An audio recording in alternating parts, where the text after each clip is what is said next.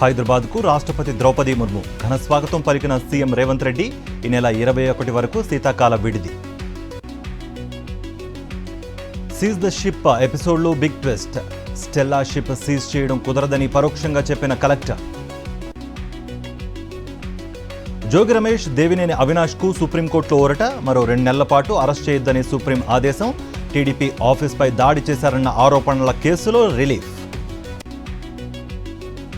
గుంటూరు జిల్లా పట్టాభిపురం పిఎస్ ఎదుట అంబటి నిరసన. సోషల్ మీడియా ఫిర్యాదులపై చర్యలు తీసుకోవాలని డిమాండ్. తెలంగాణ శాసనసభ రేపటికి వాయిదా. బీఆర్ఎస్ ఆందోళనల మధ్య పలు బిల్లులకు ఆమోదం. లగచర్ల ఘటనపై తెలంగాణ వ్యాప్తంగా బీఆర్ఎస్ నేతల ఆందోళన. అంబేద్కర్ విగ్రహానికి వినతిపత్రం. రైతులను విడుదల చేయాలని డిమాండ్. మరో మలుపు తిరిగిన మంచు ఫ్యామిలీ వివాదం. విష్ణుపై మనోజ్ చేసిన ఫిర్యాదులో నిజం లేదు. పహాడి షరీఫ్ పోలీసులకు మోహన్ బాబు భార్య నిర్మల లేఖ. కర్నూలు జిల్లా ఆదోనిలో మున్సిపల్ ఇంజనీర్ వర్కర్ల నిరసన. 10 ఏళ్లు సర్వీసు ఉన్న వారిని రెగ్యులర్ చేయాలని అర్ధనగ్న ప్రదర్శన. జమిలీ బిల్లును లోక్సభలో ప్రవేశపెట్టిన కేంద్రం. జేపీసీకి పంపుతామన్న కేంద్ర హోంమంత్రి అమిత్ షా. జమిలీ బిల్లును వ్యతిరేకిస్తున్న విపక్షాలు. రాజ్యాంగ మూల భావనకు ఇది వ్యతిరేకమని వాదన. ప్రధానమంత్రిపై ఆప్ ఎంపీ అభ్యంతరకర వ్యాఖ్యలు. రాజ్యసభలో తీవ్ర దుమారం. రికార్డుల నుంచి తొలగించాలని బీజేపీ డిమాండ్.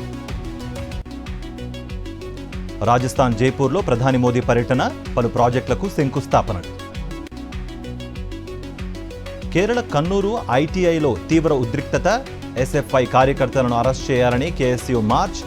నిరసనకారులపై వాటర్ కెనాన్ను ప్రయోగించిన పోలీసు. పంజాబ్ అమృత్సర్లోని పిఎస్ సమీపంలో పేలుడు కలకలం. తమ పనేనంటూ Germany gangster Jeevan Fauji post.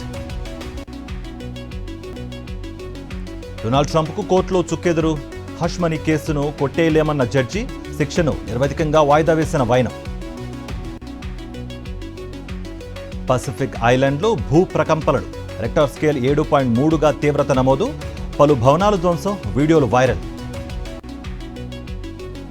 Sensex 1064 పాయింట్లు. నిఫ్టీ 332 పాయింట్లు. భారీ నష్టాలు ముగిసిన స్టాక్ మార్కెట్లు. బ్రిస్బేన్ గ్యాబా టెస్ట్లో ముగిసిన 4వ రోజు ఆట. 9 వికెట్లకు 252 పరుగులు చేసిన భారత్. ఇంకా 193 పరుగుల వెనుకంజలో టీమిండియా.